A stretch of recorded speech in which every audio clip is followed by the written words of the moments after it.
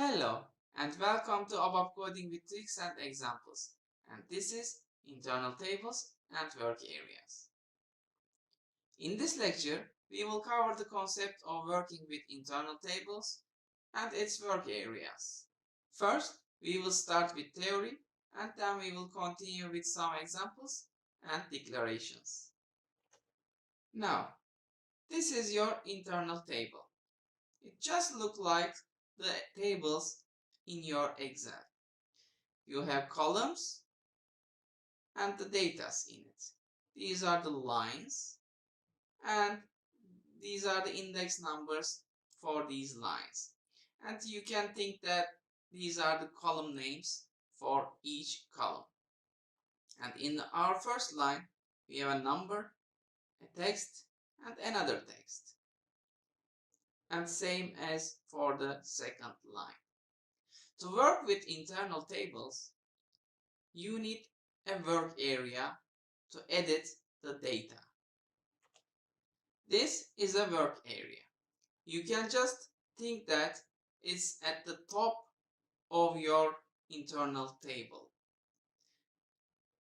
When you first declare your internal table with or without work areas, it will be an empty line.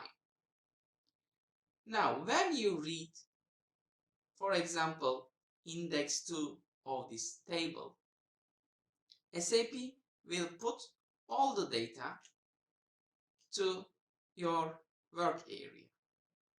Now, using your work area, you can either use these values or change them. For example, let us change these two columns, column 2 and column 3. Now, if you see that the data just changed in our work area, it's not yet changed our internal table. Internal table has still these data. Goodbye C. Now when you update your internal table with index number 2, then you will see that data is transferred to line 2. As you see, this line is now updated. This is the working concept of work areas and internal tables. For every internal table, you need an work area, either external or declared internally. But note that you can't use internal tables with header lines, I mean work areas, in object-oriented concept. You have to work with separate work areas while you are using internal tables in object-oriented program.